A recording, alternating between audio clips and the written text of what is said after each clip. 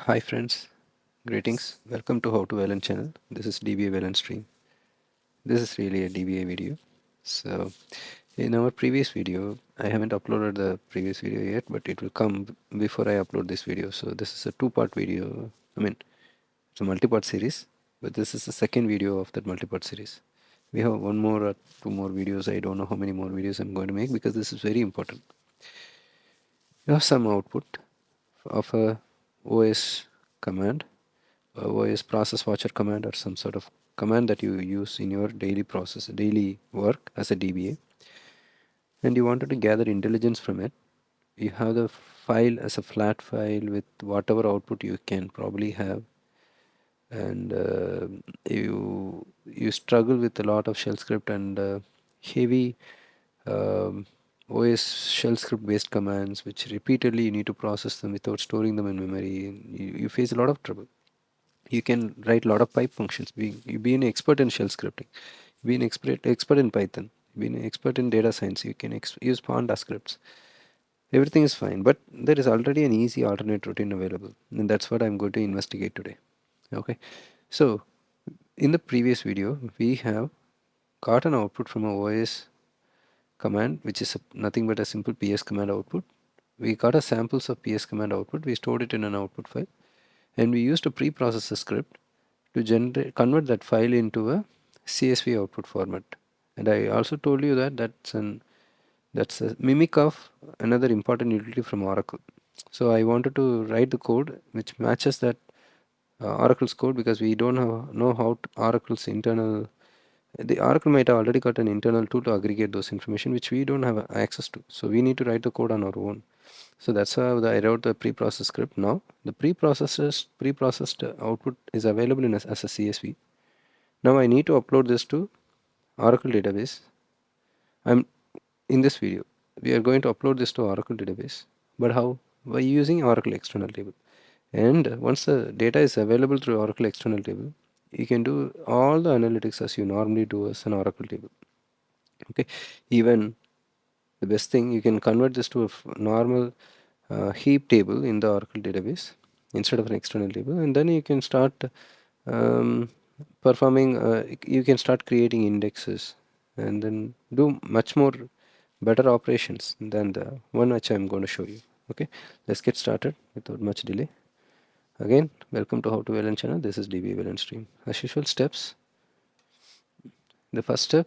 So I told you that we are going to use Oracle external table to read the pre-processed file from a OS process monitoring command, and then use the external table output to analyze or aggregate the information we got to develop new intelligence.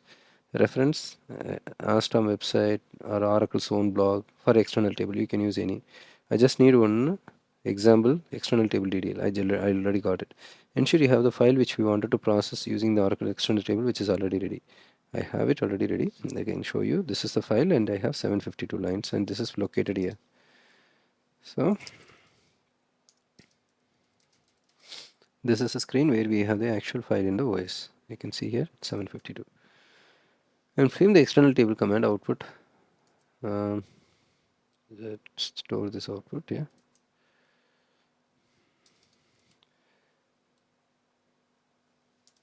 And we don't need any of this.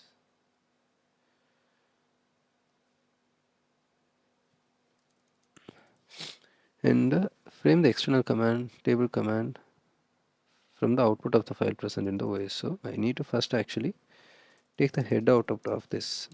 And also I know the PS command, actual PS command syntax. Okay, I don't need to actually go through this command output. So if you see here, this is the actual PS command, user pp PID PPID PRI PCPU and so on. On top of it, I have the timestamp printed in the first value, first field. That's the one additional information I need to know. So timestamp printed, then the next is the user ID, OS user, then the PID and the parent PID, and the process priority, PCPU, PMEM, virtual size, then RSS, wait chain, and status of the process, and when it started, and the duration it ran, and the command. These are the various fields available on the table. So I know I learned this and I framed the external table command. I just used a very simple example. I use Oracle loader only. You have other options as well. And then OSPSW is the directory name. That directory actually points to this directory in turn. It's an Oracle table, Oracle directory. You need to have read-write access to it for the Oracle user. And access parameter. So new records are delimited by new line and fields are delimited by comma. That's what we say, new line and comma, very simple. And again I give the names of the fields 1 2 3 4 5 and again another 5 10. So that's 14 fields we have. So we have 14 fields. So that matches. Once we create the table, I will show you that I already created the table. I can show you. Probably I can show you after I drop the table and create it again. This doesn't take a lot of time. I drop the table. I create the table again. Table is created. Restore this.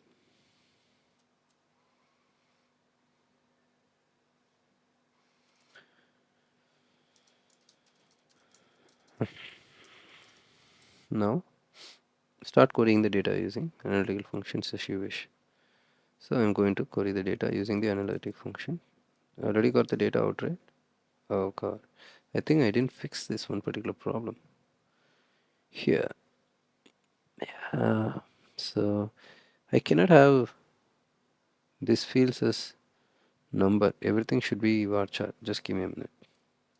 Alright, and if you see here, I got the modified code. You can already see you have to put everything as char or date. It will not accept numbers in this particular field, otherwise it keep failing. So eventually this video ended up troubleshooting an external table as well. So we received an error saying the identifier was wrong. So we drop the table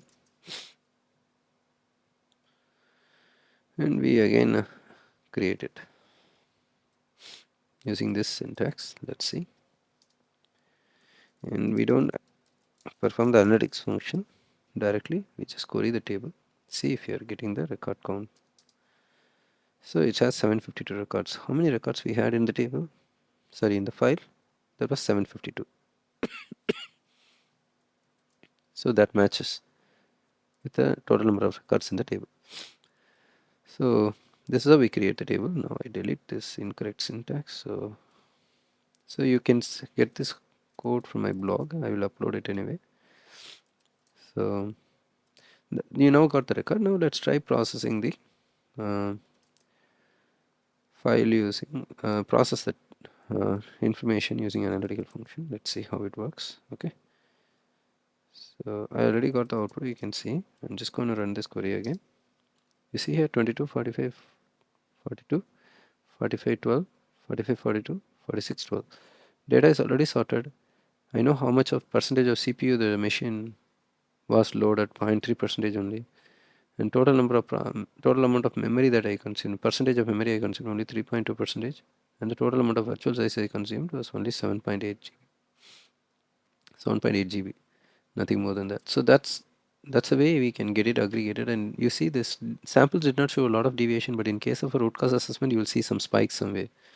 That way you can actually isolate the problem and you can narrow down to the particular process you have problem with by using top end analysis or something to figure out the root cause. And that's the whole idea behind I used Oracle external table to load the information to see how exactly it looks.